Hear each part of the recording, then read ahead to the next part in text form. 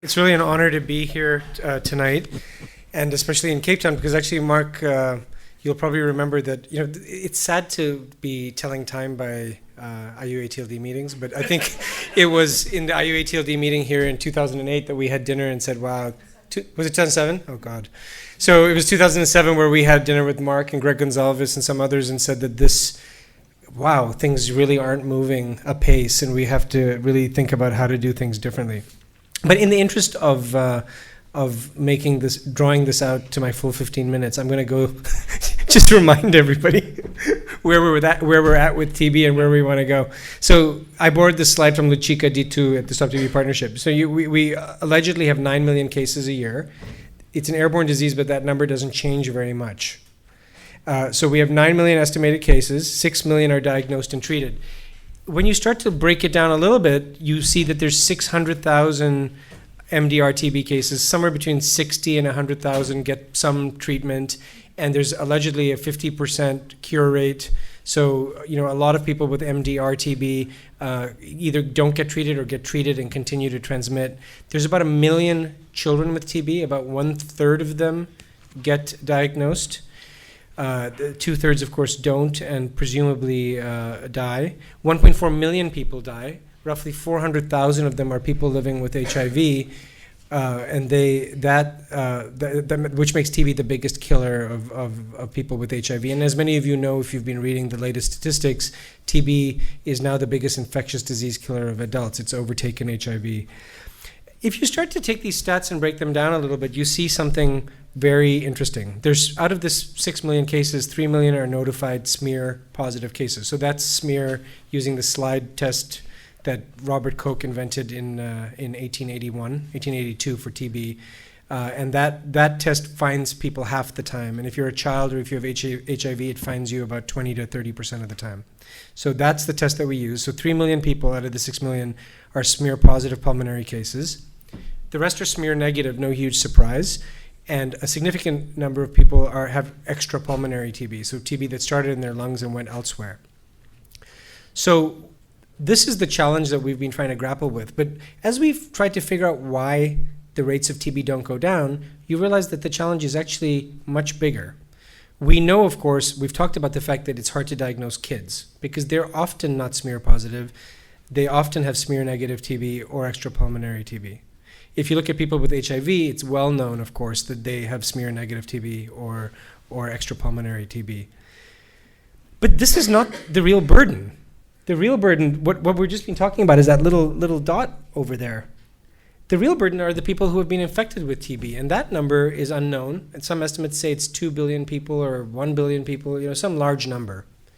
And why is that relevant? Because people who are immunocompetent have a 5% risk of getting active disease within the first 2 years of being infected, and then another 5% for the rest of their lives. And people who are immunocompromised, people living with HIV, for example, have a 5 to 10% per year risk of getting active disease. So this group just randomly turns on at some point in 1 to 2 years after being infected or in their lifetime, gets active disease and infects their families and their communities. In the Western world, in rich countries, we treat this group. We give them prophylactic treatment, so-called prophylactic treatment, but it's really post-exposure treatment. We give them post-exposure treatment so that they don't actually get active disease. And in poorer countries, the recommendation since 1974 from the World Health Organization expert group has been not to treat that group. Last year, new suggestions have come out to possibly treat high-risk groups. But it is not the norm to treat this group of people. So that puts this next slide into perspective. A lot of people have said, wow, we've been doing so many things for 20 years. We've been doing dots, and we really do it well, and we've worked really hard. And yet the global TB rates stay the same roughly. They drop by about 1.65% per year, which is really not a lot. And so if you look at that curve, it's kind of like a more or less flat curve, because I personally can't see a 1.65% decrease. But it's very, very flat.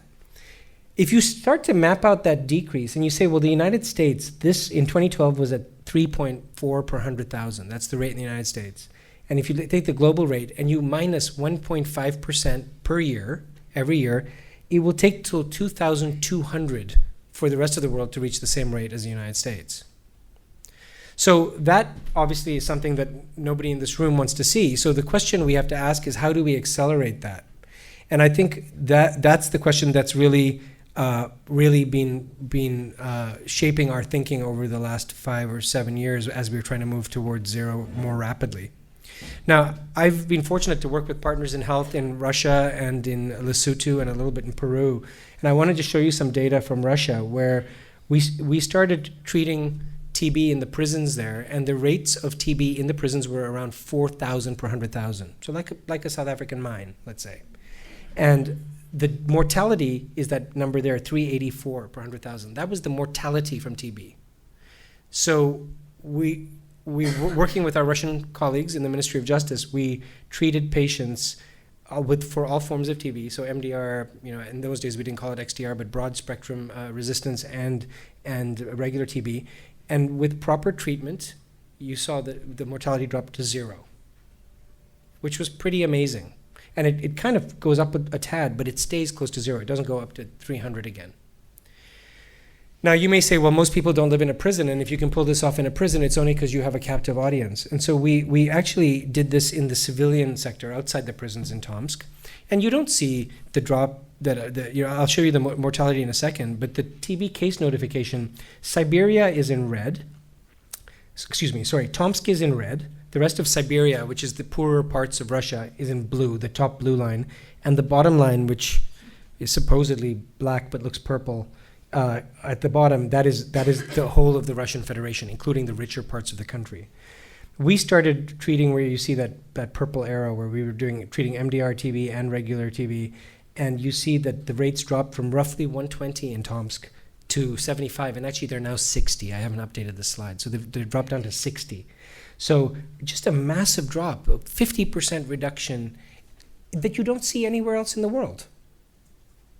Really remarkable. Even we were shocked and checked and double checked and triple checked. And then when we looked at the mortality, this is mortality. The top bar is Siberia. It's at 27 per 100,000 today. The rest of Russia is 15. And Tomsk now, it's actually gone down. It's 5 per 100,000. Now, I actually sent Erica the wrong talk today. So I had another slide that just showed another, because I thought you guys would maybe think, well, you did this in Tomsk, Partners in Health worked in Tomsk, and you guys all went there and you put in a lot of your own effort along with your Russian partners and millions of global fund dollars. It probably can't be done anywhere else. So we took the same set of activities, which I'm about to tell you, and we did them in another province called Voronezh. And Voronezh, at the time we started working with them, had a rate of about 69 to 75 per 100,000. Today, Voronezh is at 23 per 100,000. They've had a 53% decline in their notification rate. Fascinating, right? But guess what? I can toot Partners in Health's horn, but Joe Brzezinski right here, who heads the New York Department of Health, this is a slide that he presented looking at what happened in New York. New York had an epidemic in the late 1980s. They had rates in Harlem that were close to 200, I think it was 212 per 100,000, which is roughly the same rate as India today. And they stopped the epidemic using certain interventions, about which we'll talk. And their rates, if you look at the decline, you look at the slope of the curve, the rate of TB dropped markedly. It dropped from around 50 in the whole city to 15 in short order. And then, of course, it's a little bit harder to get it, that tail part. And they've gone even lower now. So we've seen this phenomenon happen in multiple places. So when we look at the rest of the world, we're forced to ask what has gone wrong, right? And I think to answer that question, we actually we started talking about this in Cape Town, and we got resources together and convened people in Cambridge, Massachusetts in 2012. And we had something called the Zero TB meeting, where we brought a bunch of people together, 70 or 80 people, and said, look, this is not rocket science. It's worked in places that are rich, and it hasn't worked in places that haven't put the resources to it. And so part of the question, part of the answer is probably some resources, but there's, what's the strategy? Clearly what we've been doing hasn't worked. And pretty well everybody there said, you need to do certain things. And they said what those things were, and they signed a declaration. It's called the Zero TB Declaration, and it's on the TAG website. So 500 delegates signed it. And basically, what they said was, the strategy has been wrong. We have not done good epidemic control. Right now, most countries have implemented something known as the DOT strategy, which is a very minimalist approach that involves passive case finding. So people get sick and they show up. You treat them with first-line drugs. And if they fail that, you try and figure out why and treat them again. Sometimes they get a culture or some test that will say that they, or now a gene expert that will say that they have drug resistance.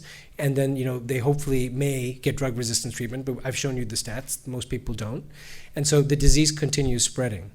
And the strategy that people had, has been used in the Western world was active case finding, treatment of all latent forms of disease, so that whole yellow piece of the pie, and treatment of all forms of disease, and support for patients. So at the end of this meeting, this group of people, which included all sorts of practitioners and policymakers, et cetera, said, we need to do something that involves good epidemic control measures based on science, stuff you can't make up, like just things that have been done since the 1950s and 60s.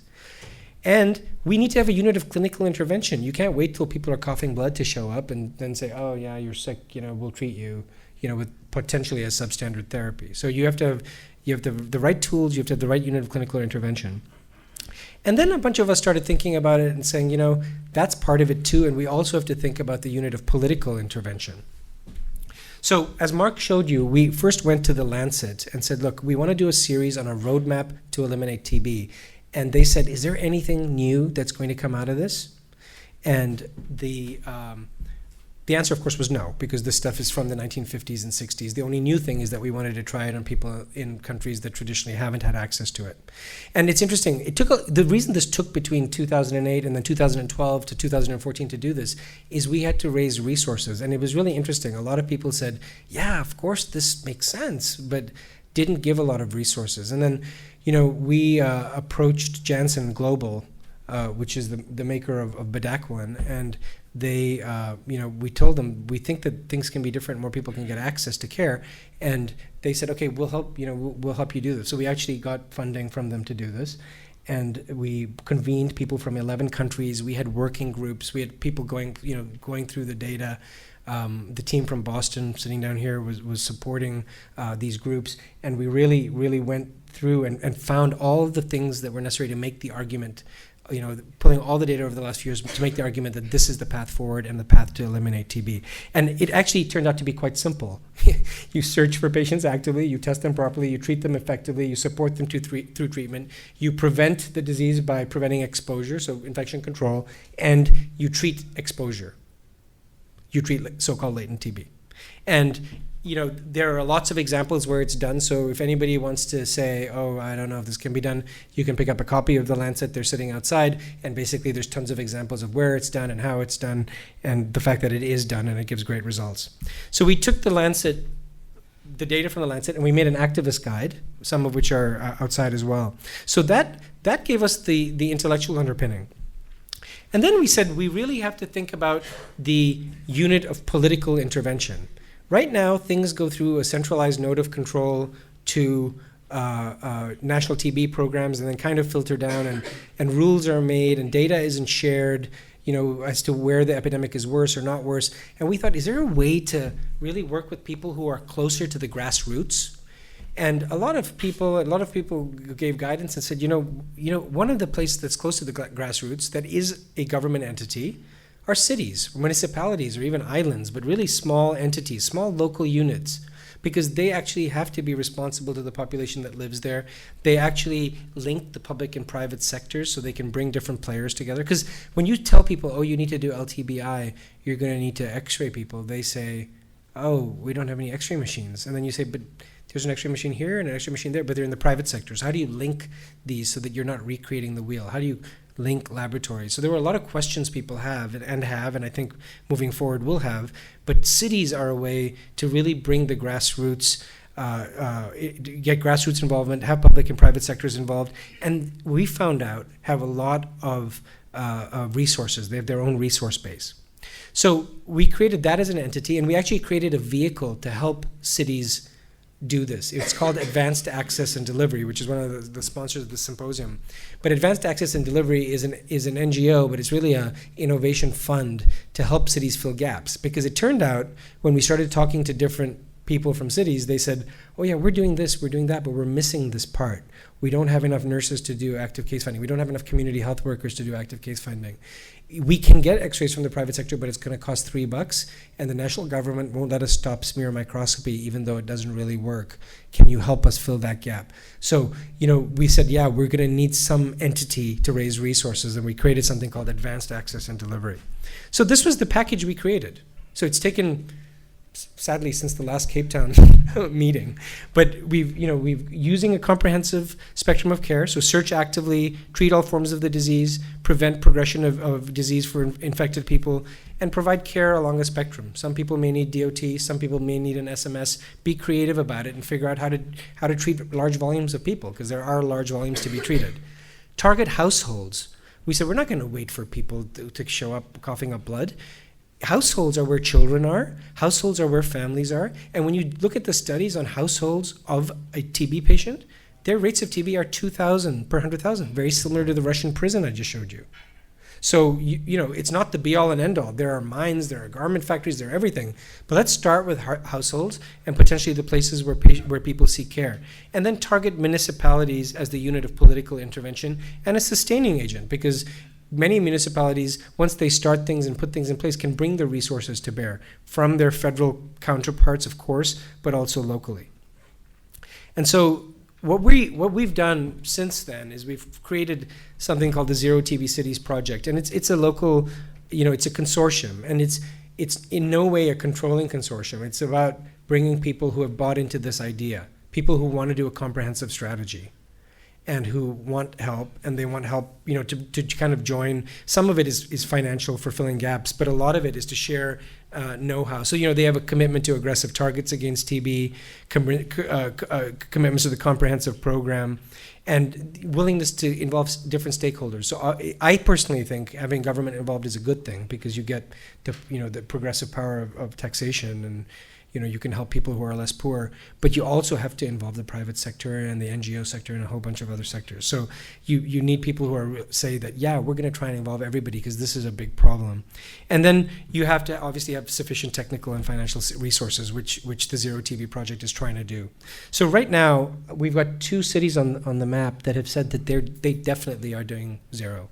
One of the municipalities of Lima, Peru, Caraballo, they announced it on June 24th, and the mayor came to this event that we had in Dubai to launch this, and they're doing it. And then another city that has said that they're doing it is Chennai in India, which is, obviously Lima's a big city and Chennai's a big city.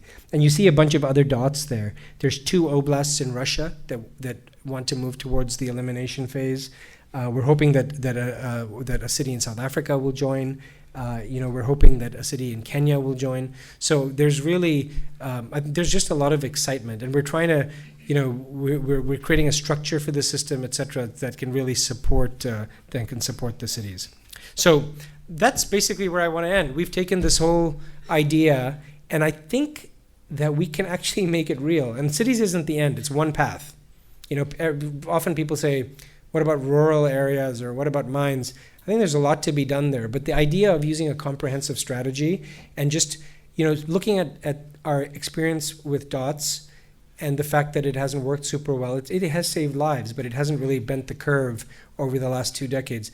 I think we can say, wow, that was an important first step, perhaps, for places that didn't have good care and didn't have good outcomes, but now we really need to up the ante, move to a comprehensive strategy that's been used for 60 or 70 years in richer places, and just make sure that that's available. So thank you very much.